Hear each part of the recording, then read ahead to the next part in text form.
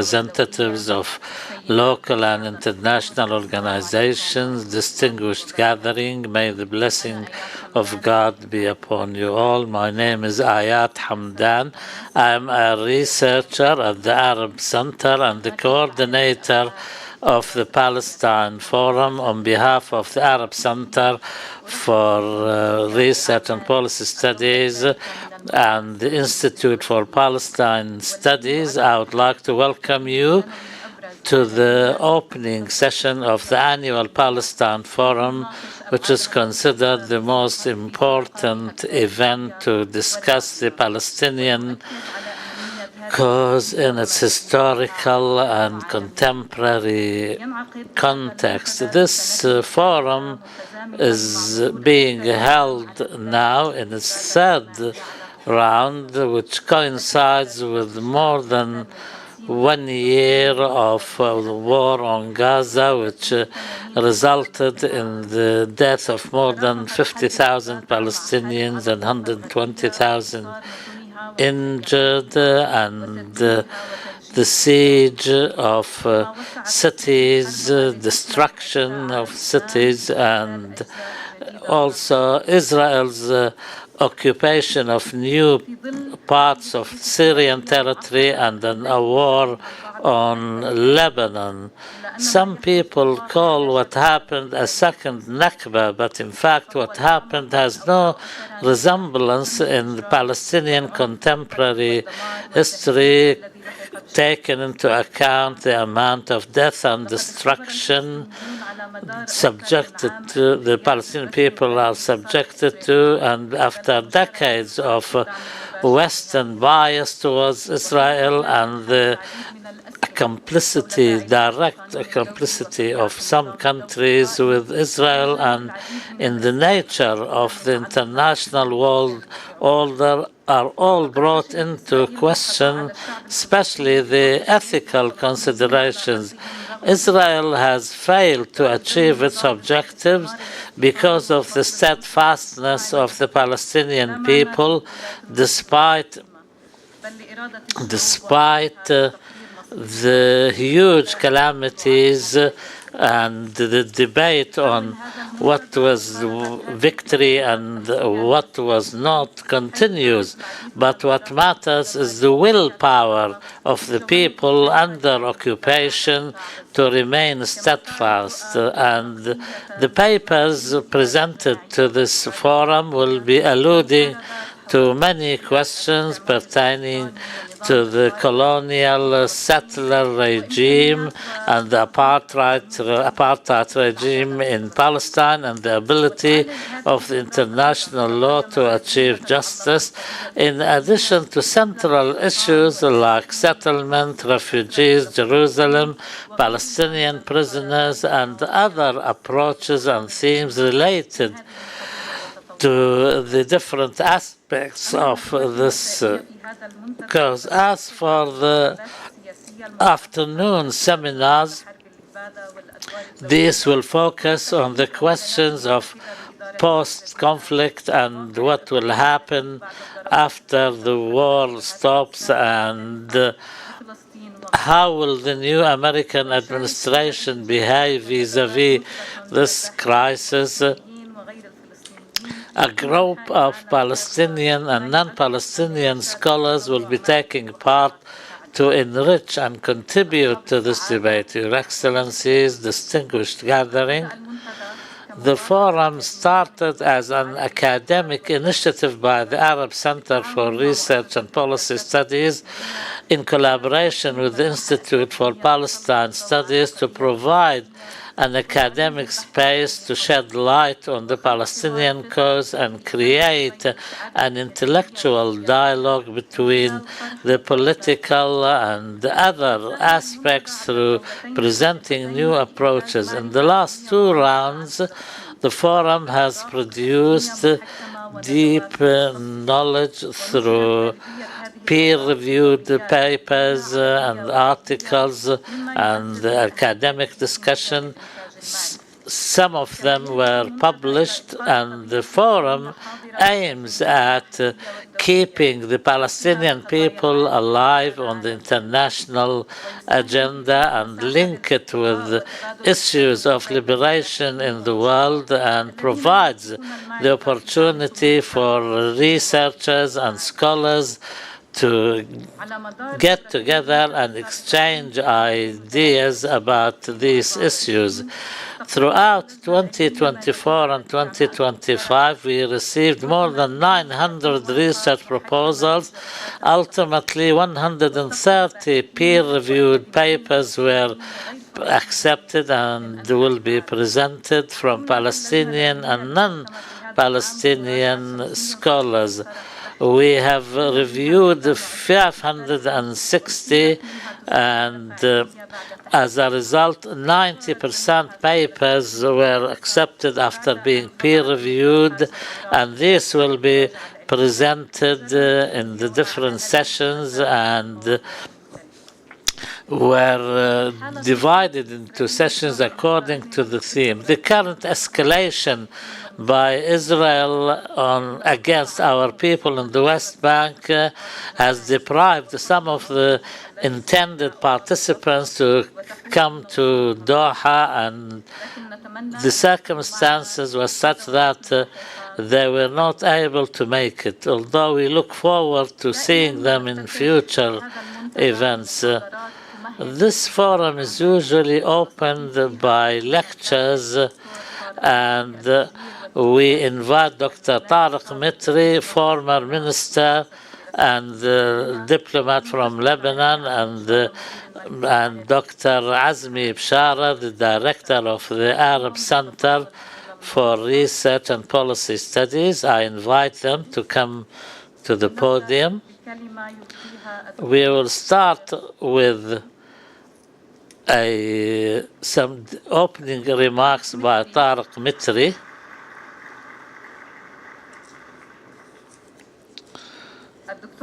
Dr. Tarek Mitri is the provost of the St. Joseph University in Beirut and the Nicola Ibrahim Sursuk Museum, and a member of the board of the directors for the Arab Center.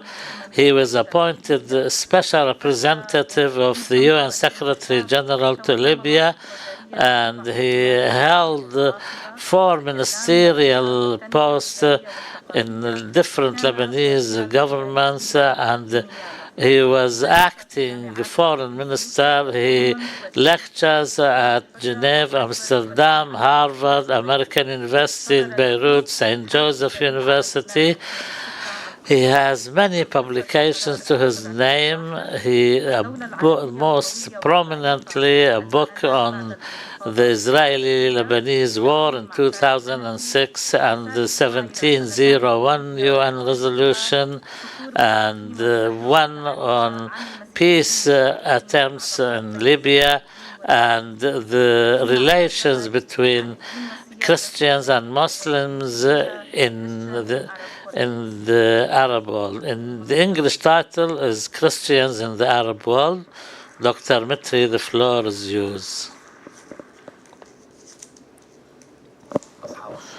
Your Excellencies, dear friends, my opening remarks will be brief. I would first of all like to thank you for attending this forum and welcome you on behalf of the Institute for Palestine Studies and the Arab Center for Research and Policy Studies.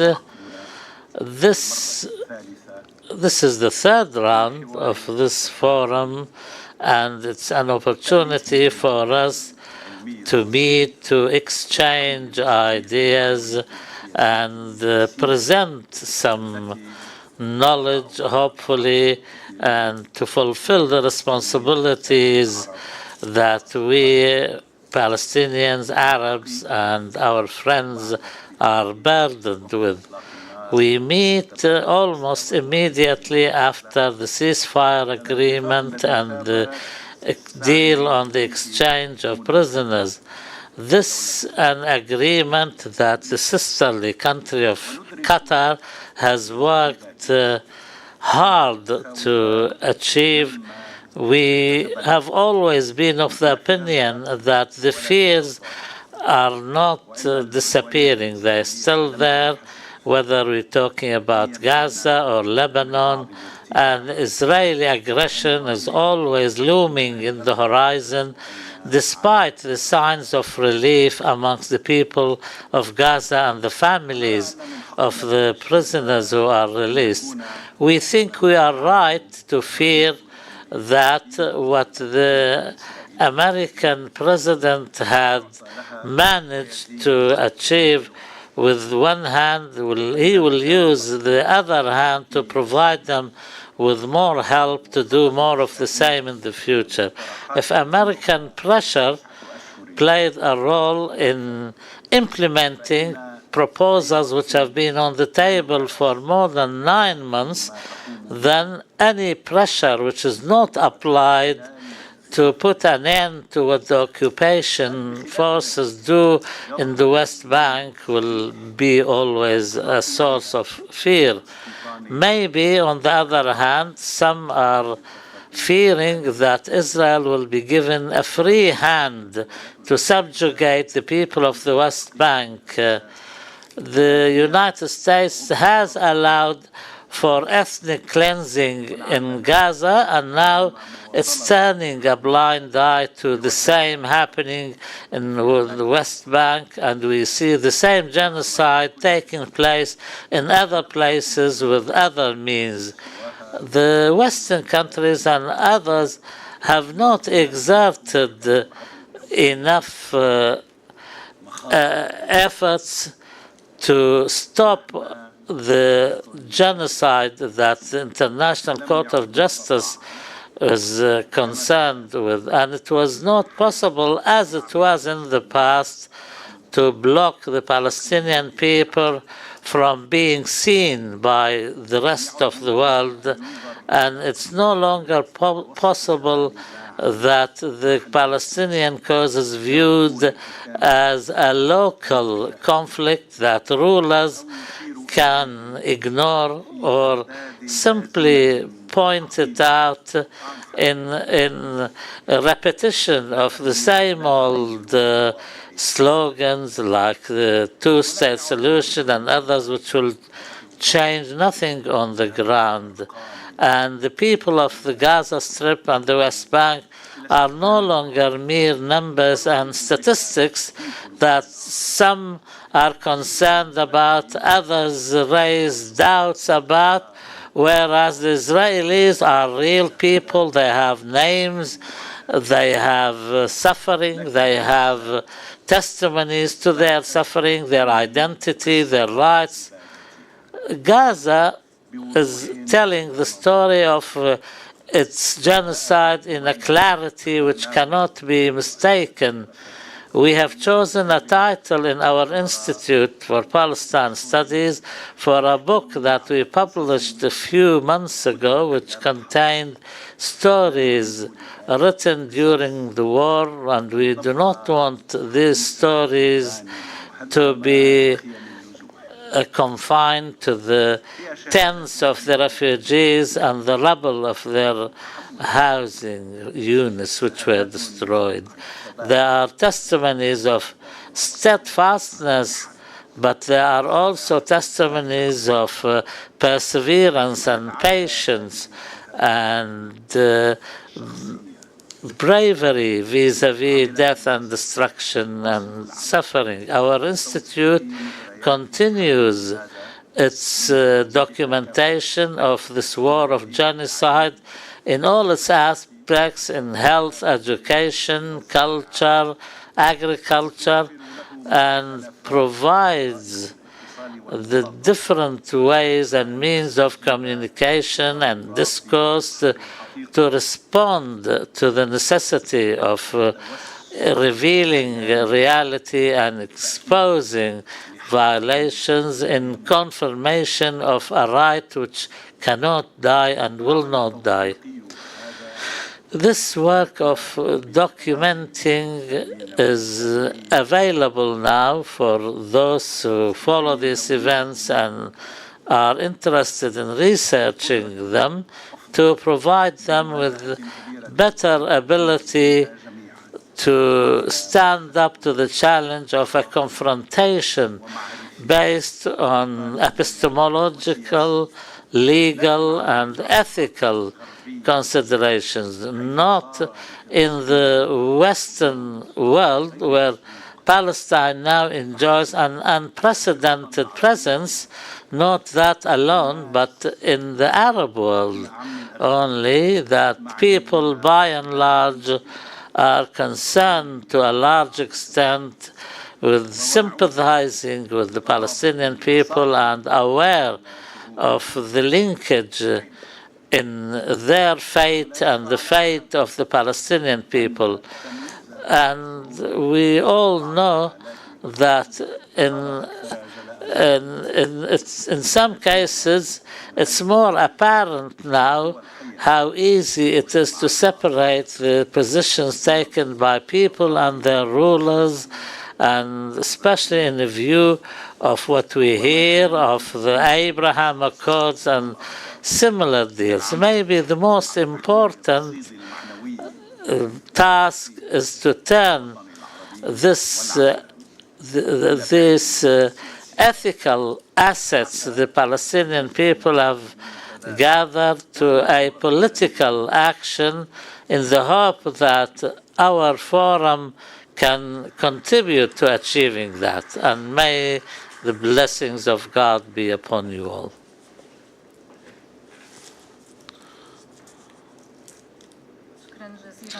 Thank you, Dr. Tarek, for your remarks. Now we come to the keynote speech by Dr. Azmi Bishara. I'll give a brief introduction. He is an Arab thinker, intellectual, and is the Director General of the Arab Center for Research and Policy Studies, and he is the Chairman of the Board of Directors for the Doha Institute for Graduate Studies.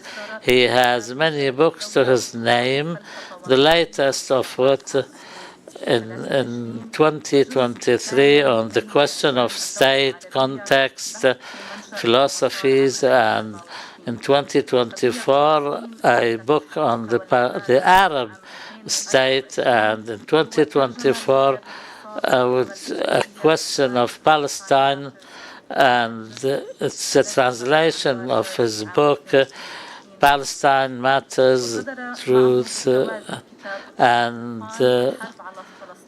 in parallel, in 2024, he published a book on the Tufan, or the flood, the 7th of October, and he also has other books like Religion and Secularism in 3 volumes in 2013, Democratic Transformation in 2020, and other books in Arabic, English, and French.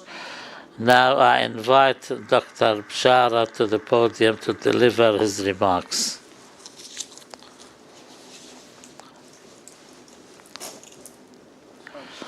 Your Excellencies, the ministers, ambassadors, ladies and gentlemen, dear colleagues, attendees, thank you very much and good morning. Gaza and those who supported its people and sympathized with them rejoiced in the ceasefire. The truce came after some epic steadfastness, because Israel used its arsenal of lethal weapons and the number of killings. The Israeli government fought tooth and nail to prolong the war. After exhausting every trick to wriggle out of the ceasefire, it took advantage of each moment between the agreement to wreak yet more senseless killing. Since the announcement of the agreement from here in Doha on the evening of Wednesday, 15th of January 2025, until the ceasefire came into effect on Sunday, 19 January 2025, Israeli strikes on the Gaza Strip accelerated, resulting in another 247 dead and 638 wounded. There is no rational explanation for this opportunistic killing spree. Just because Israel thought this was an opportunity to kill, it used it to kill.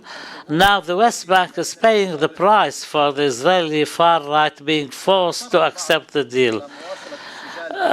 On social media after the truce, activists continue to argue about who won and who lost the war. It's a debate that can only be had if everyone redefines victory and defeats as they please, which means it's little more than a dialogue of the deaf in virtual space. There is no need to say that Gaza is no longer the same, and Israel has failed to free its hostages by force and to eliminate Hamas, to say nothing of the broader resistance. This is a fact. Seeing resistance fighters emerge out of the rubble on the day of the handover of the first batch of hostages was no less amazing than their resilience during Israel's longest assault. The resistance remains the most organized force in the Gaza Strip, and Israel so far has been unsuccessful in finding an organization loyal to it, save for the criminal gangs that raid relief trucks. The occupation was compelled to accept what had been on the table not only since May 2024, but since beginning of 2024, and the end of the war, a prisoner exchange, and a gradual withdrawal. This was driven by internal domestic Israeli politics.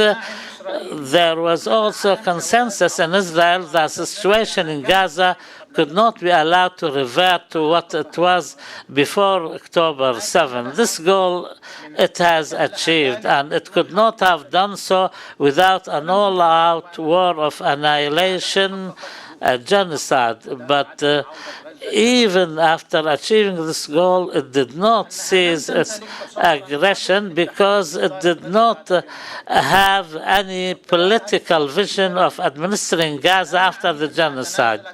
That it was forced to stop short of this does not mean that it has not abandoned its objective of forming a local administration with Arab participation, and the contacts continue in this regard. It goes without saying that the situation in Gaza is no longer what it was.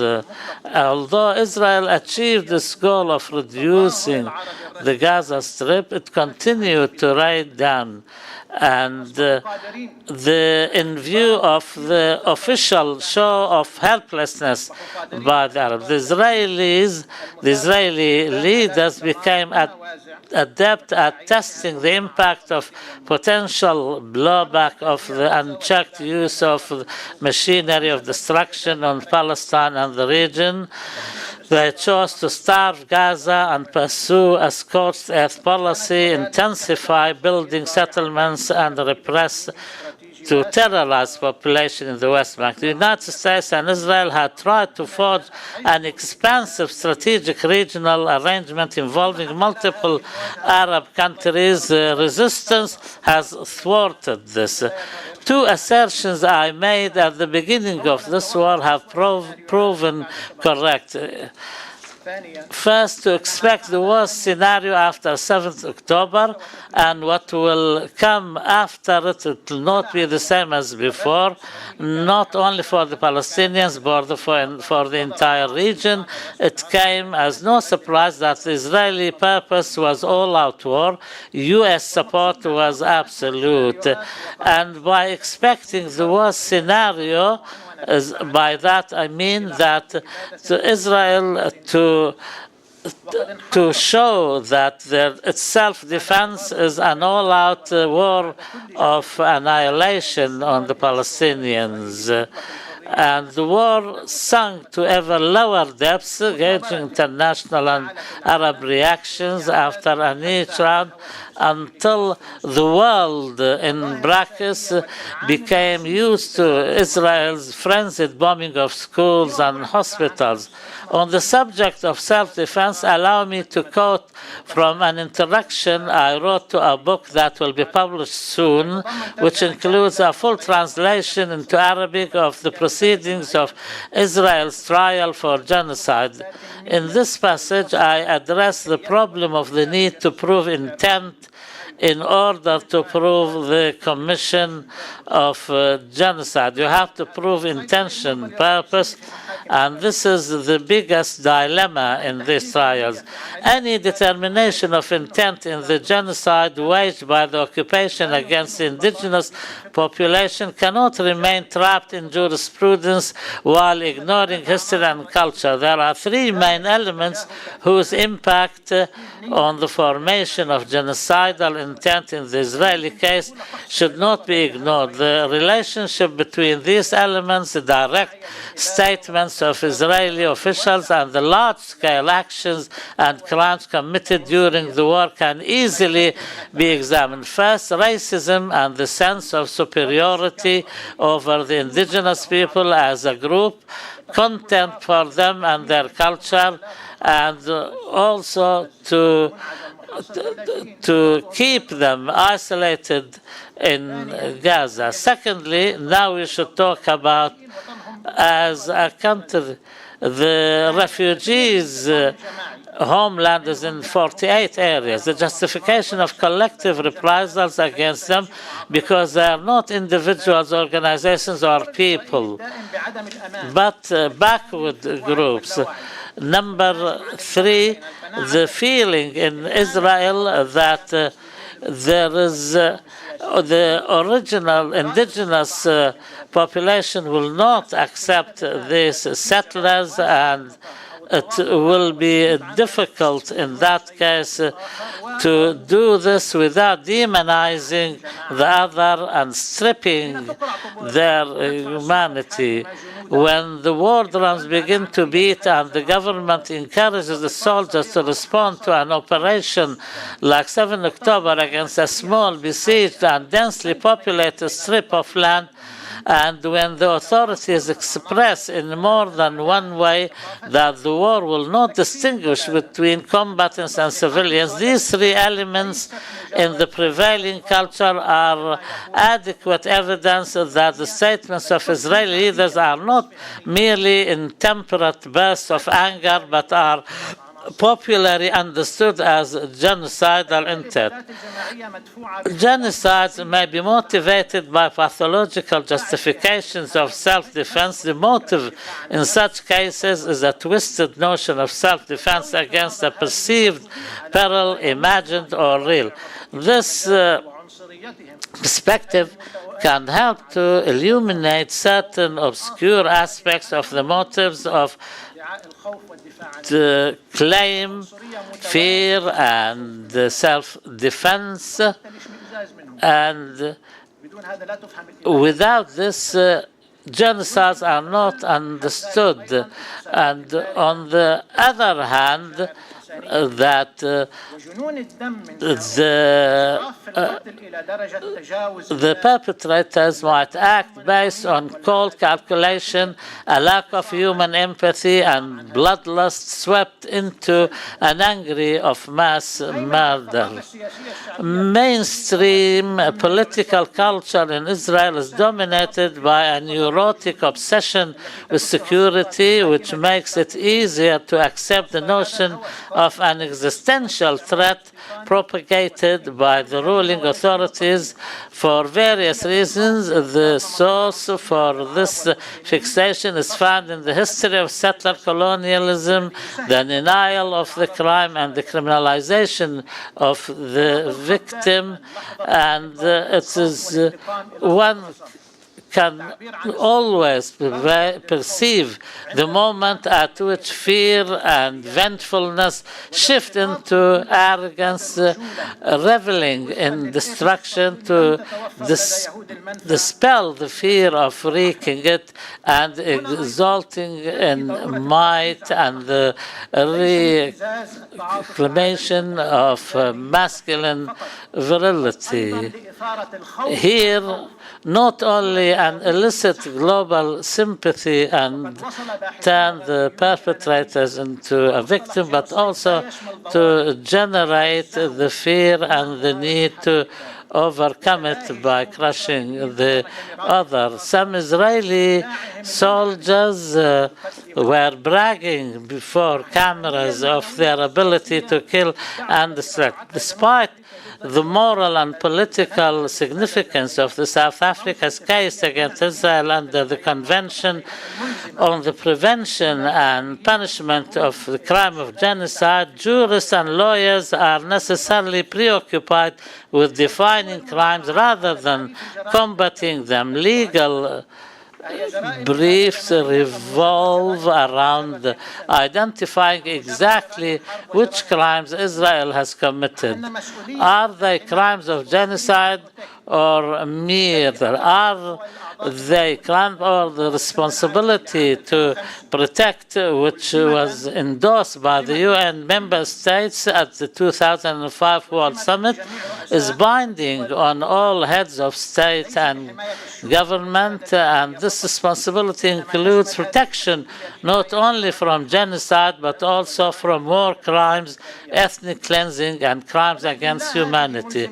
In fact, however, it's not binding, nor are the decisions of the International Court of Justice. The distinction between advisory and binding in international law is purely moral when law is not sovereign and no state is capable of and willing to enforce it. As evidenced by that, the fact that Israel did not implement the provisional measures ordered by the ICJ on 26 January 24, forcing the South African government to return to the court several times, 16th of February, 6th of March, 10th of May, to seek an order for implementation. On 29 May of the same year, South Africa turned to the UN Security Council as well, precisely because the court does not possess enforcement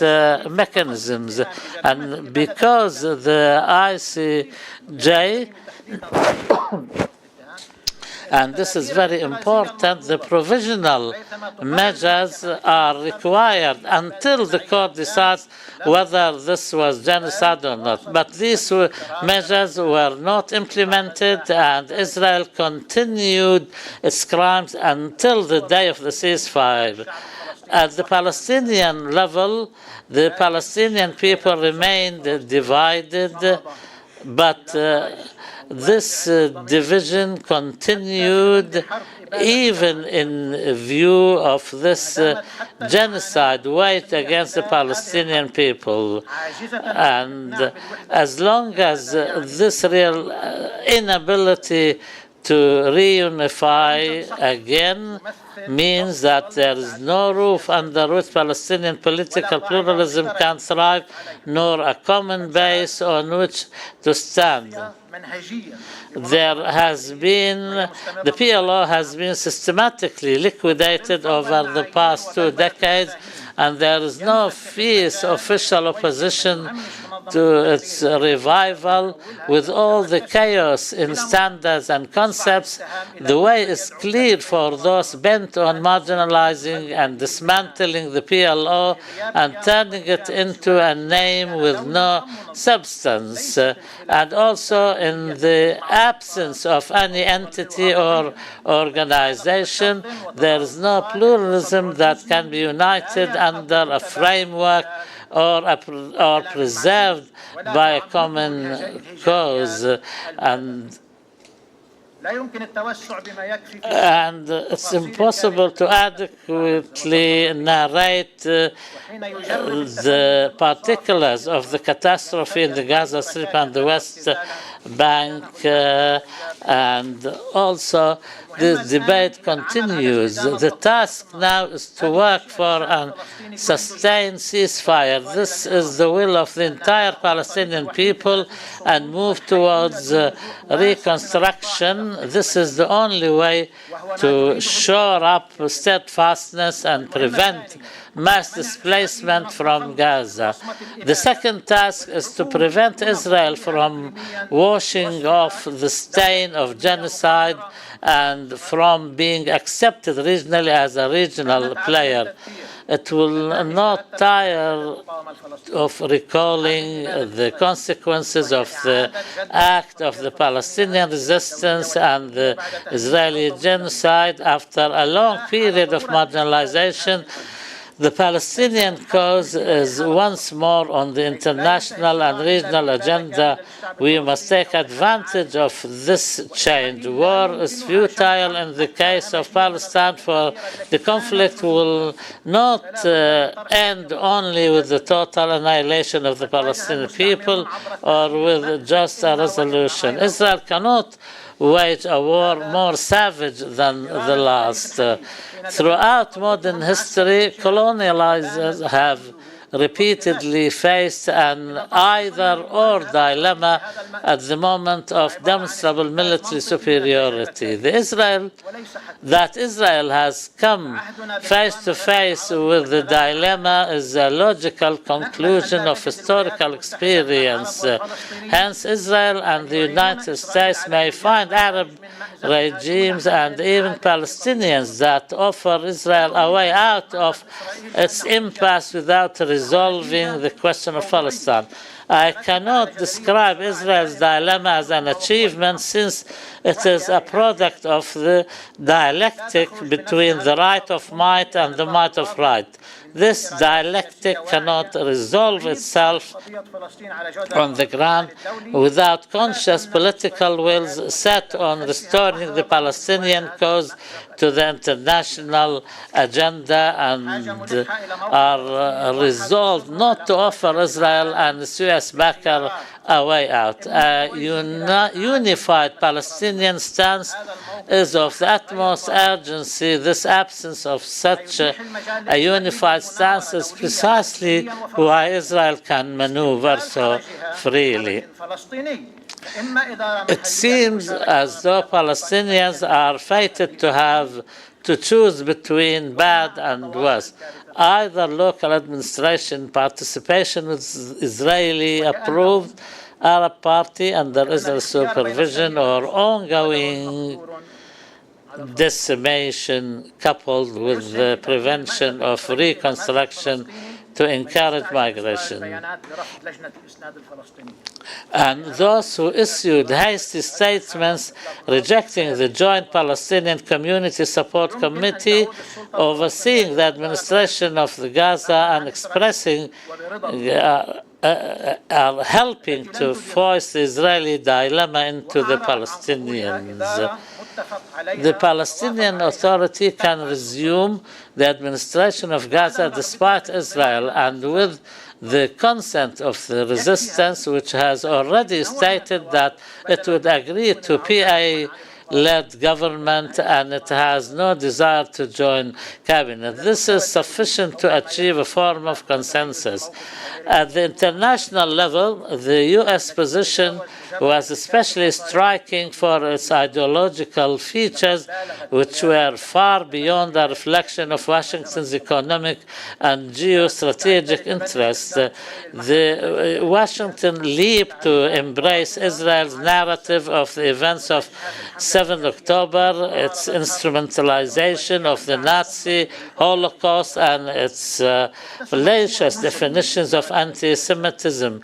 They incorporated these elements into campaigns vilifying anyone who protested the Israeli war of aggression and the unqualified support Israel received from Washington. U.S. administration of course, insists that Israel was in a state of self-defense, as if self-defense justifies trampling on all values. Also, the image of the U.S. Congress fared no better following the scenes of Congress people leaping to their feet to applaud every Netanyahu line and cheer.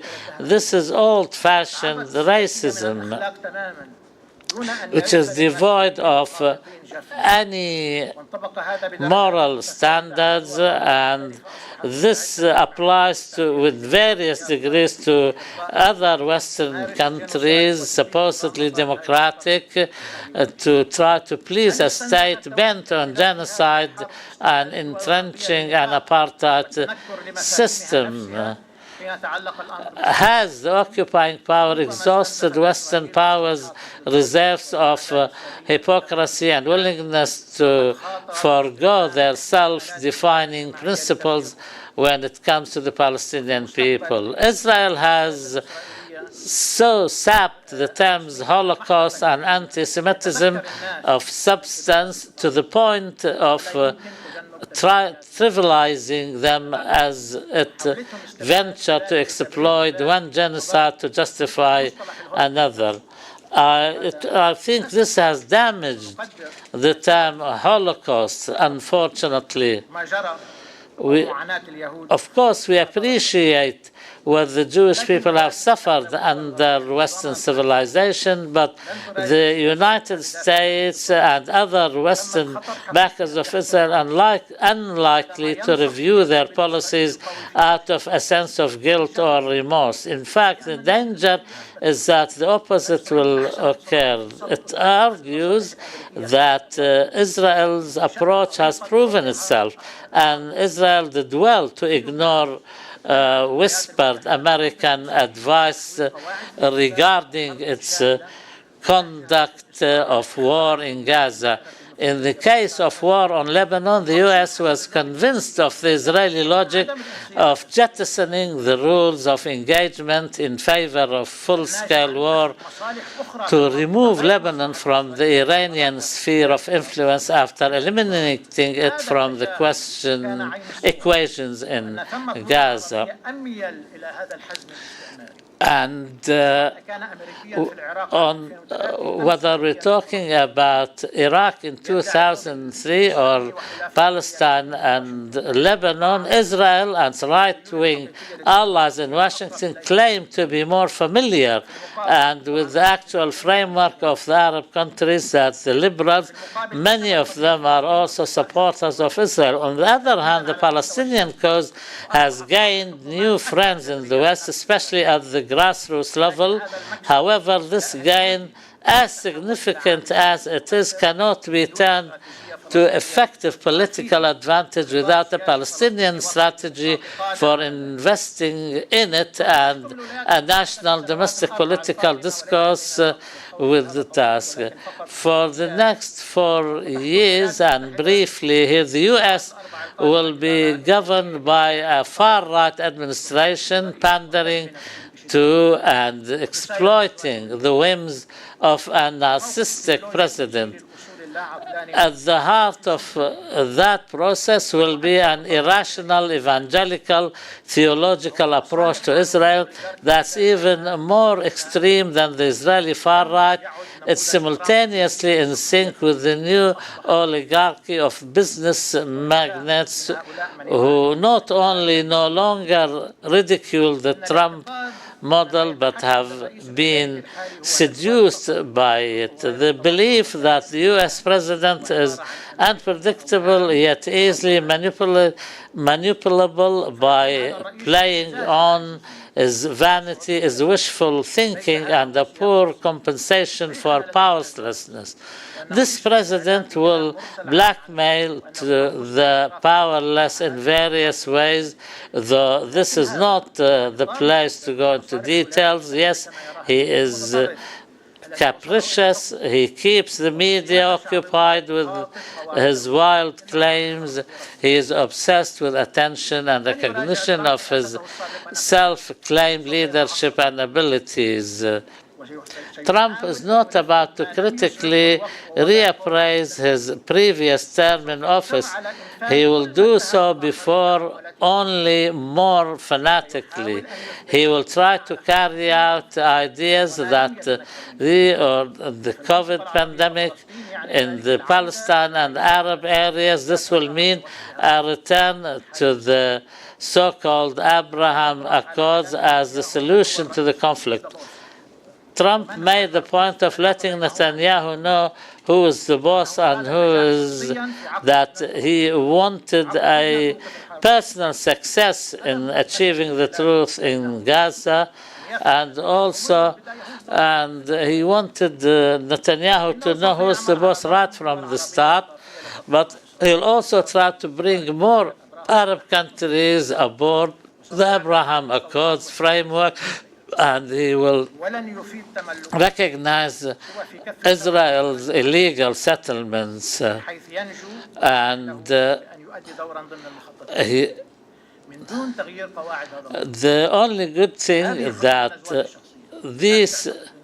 some people think that Trump is unpredictable and can be influenced.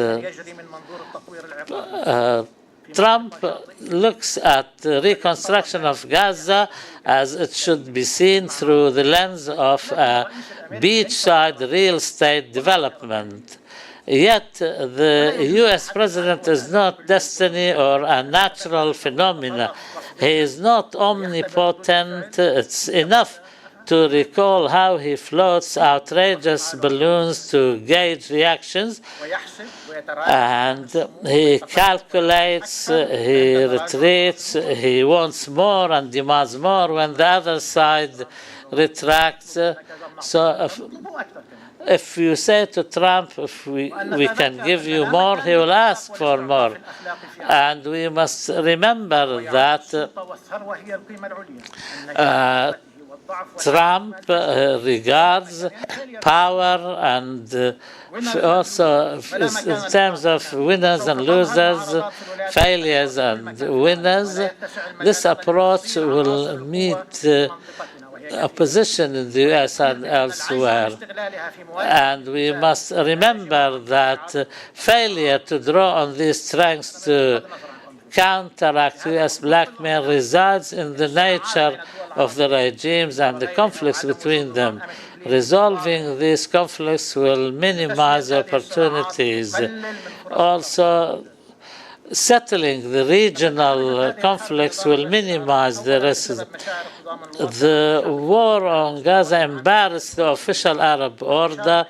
This was firstly due to the widespread solidarity with the Palestinian people across the Arab region, the frustration with the official Arab position, and the anger towards these regimes' international allies. Secondly, it was because the war dragged on for this long without Israel succeeding in its stated aims of eliminating the Palestinian resistance or freeing the hostages. It may be true that Arab public opinion is powerless and largely passive, glued to the large and small screens and consumed by social media with all the drivel that blurs the lines between the forum for discussion and platform for vanity. There's been some good positions, but not for implementation. Despite the embarrassment, Arab regimes had two motives to resist popular wrath: the Israeli persistence in pursuing the war to the end, and including in Lebanon, and those who wanted to eliminate the Palestinian resistance movement, strip it of its regional allies, and end the periodic awkwardness they suffer from one war to the next, and their desire to lessen the brutality of the Israeli genocidal war to get the screams of women and children to stop. Yet something may have emerged, stubbornly making its way through the chaos, and also how the American administration followed. The politicians who conflates pragmatism with amorality that is a regional political player, this now may lead to a pragmatic shift from reliance on the U.S. to reliance on Israel as an arbiter in regional conflicts, at least in part. This development gained momentum through Israel's insistence on turning the war of attrition launched by Hezbollah in support of Gaza into an all-out war against the Lebanese resistance, which it has been preparing for since 2006. The divine victory rhetoric prevented Hezbollah from learning the lessons of the last year's war, and we can now, after the fall of the corrupt and tyrannical regime in Syria, which was on the brink of collapse, we can now expect Israel to boast to Arab regimes of how it freed them from the axis of resistance, reduced Hamas's ambitions to less than a return to the pre-7 October status quo, and left Iran scrambling to defend itself, while Tel Aviv blatantly tries to prod Washington into a military strike against it. Washington may not necessarily follow Israel's bidding regarding Iran. However, even if we assume that Trump would prefer to deal diplomatically with a weakened Iran, I think Iran's role in leading a regional access has ended. In anticipation of the Arab public's reaction to the legitimization of Israel's regional role, the Palestinian cause remains the main factor in fending off such a development. To this end, it's important to take a fresh look at the resistance strategy, re-evaluating it without relinquishing resistance as a strategy against the occupation and apartheid. We must conceive new tools for the struggle and stick to struggling and achieving justice. I cannot see any light at the end of the tunnel. We must conceive new tools, and finally I say, may God bless you all for kind attention.